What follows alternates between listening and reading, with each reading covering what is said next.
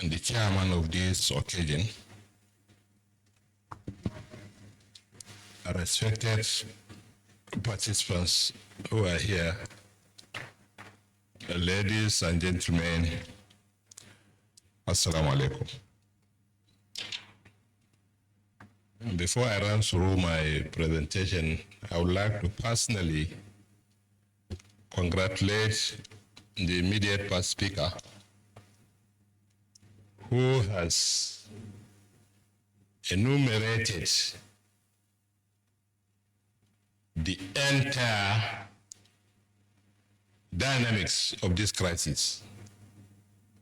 I have never come across a profound presentation with clear understanding of the dynamics of the farmer-herder conflict like the one I have just had now. So I personally congratulate him, and I personally align with all his presentations, if not for the purpose of registering my presence here. I don't think I have anything to add more than what he has said. So, congratulations. Distinguished chairman of the conference, esteemed guests, ladies and gentlemen, it is with profound sense of humility that I stand before you today as a special guest at this important national conference organized by the Leadership Hub, Justice and Economic Advancement. We gather not merely as professionals, leaders and citizens, but as custodians of our nation's future, tasked with confronting one of the deepest wounds tearing at the soul of Nigeria, the conflict between farmers and herders. Too often, this crisis is reduced to headlines that amplify division, blame, and fear. But beyond the sensational stories lies the real Nigeria. Villages emptied, families displaced, young lives cut short, and communities left to nurse scars that go far deeper than statistics can capture. We must acknowledge the deep-seated pain that is plaguing our nation. This pain is not confined to one group. It is shared across boundaries, faith, and livelihoods. The farmer who has lost his crops and the herder who has lost his cattle are both left in despair that threatens our collective humanity.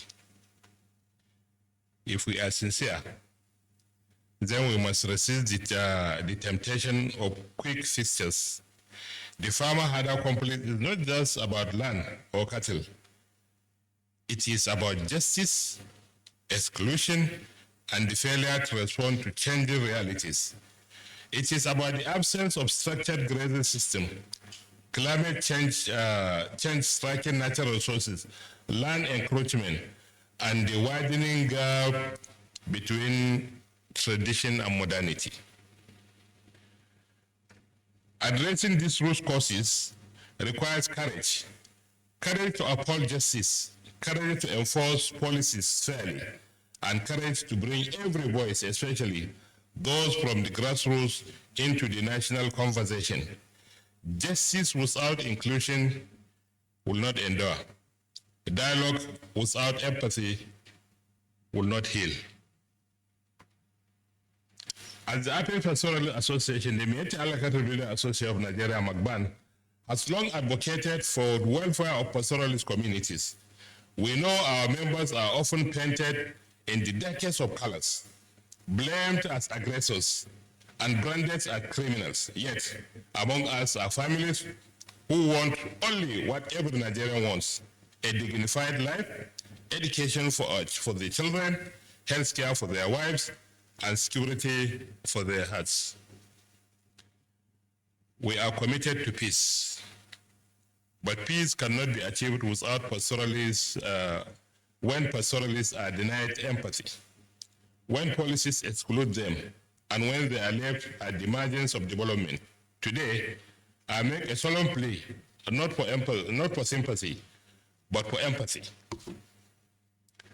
Empathy that sees beyond stereotypes, empathy that recognizes the herder and the farmer not as enemies, but as Nigerians bound together by soil and sustenance of this nation. Let us be clear, the farmer-herder conflict is not a northern problem, nor is it a rural problem. It is a wound on the heart of our nation, tearing at the fabric of our communities, threatening our food security, and leaving countless lives shattered. Every time blood is spilled on the farmlands or grazing roads of this country, our nation's souls is diminished. The first to heal it lies not in vengeance, but in building a mutual respect, justice, and dialogue. We must invest in mechanisms that bring farmer and herder together, not drive them further apart.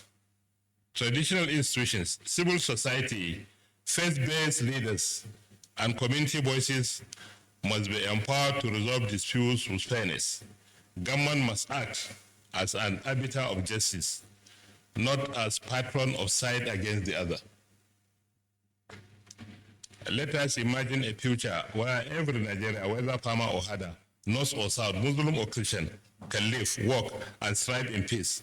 A future where grazing fields and cattle rules are demarcated, farmlands are protected by law, and conflicts are resolved through dialogue instead of violence. A future where food security is not threatened by fear, and where diversity becomes our strength, not our undoing. This is why I deeply commend the organizers of this conference.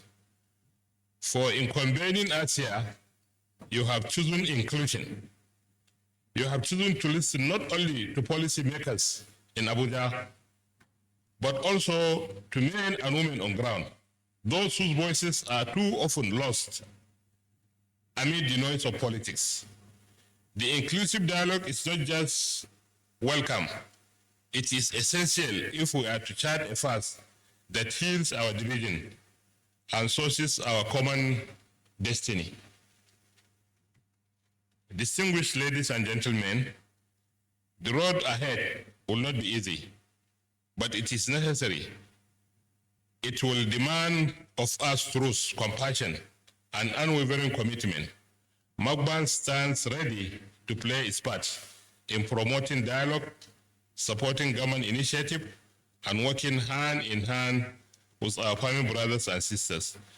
Together, we can transform this conflict from a wound into a lesson, and from a lesson into a foundation for peace. Just like what the president said when we went to present a report of the Livestock Transformation Committee that gave rise to the creation of the Livestock Ministry that we have today, I can remember vividly, Mr. President said, there is opportunity in every tragedy. So we need to explore the opportunity that is involved in the tragedy both farmers and herders are facing in this country today. And you see, the root causes have been majorly climate change, population explosion. These are the major causes. Then, to some extent, politics. Then media also playing a negative role towards exacerbating the conflicts further. But above all, today, what we have are more of security concerns. Because even if you want to address the effects of climate change and that of population and the rest, it will not be possible without improved security. Today, the crises have metamorphosed into serious security concerns in the country that we have to today abandon all the others and try to address the the security aspect of this crisis. Because it is very clear that in the northwestern part of the country today, in specifically states like Katsina and Zamfara, people don't go to the farm. And this is a community of 70% Fulanis as farmers on one side and as pastoralists on the other side, conflicting among themselves. Having criminals as bandits that doesn't discriminate between tribe or religion, there's nobody you cannot find there. So the issue is now, before anything, we have to address the security concerns first and foremost. Because without addressing the security concerns, nothing can be achieved. We have been on this before 2014 when we were just addressing farmer-herder conflict that has been there for decades. But from 2014 to date, the escalation started. From farmer-herder, then came up the issue of cattle rustling. From small-scale cattle rustling to industrial scale that we witness today, thousands of cattle missing. Just last month, in Kebe local government in Sokoto State, it was reported to me that over 10,000 cattle were swept by bandits, and they have gone. Just imagine how many families will be affected by this. And the most disturbing thing is not only the cutting away of over 10,000 cattle, but as these bandits move with the cattle, they push them with impunity into community farmlands to graze. They are grazing freely in farmlands.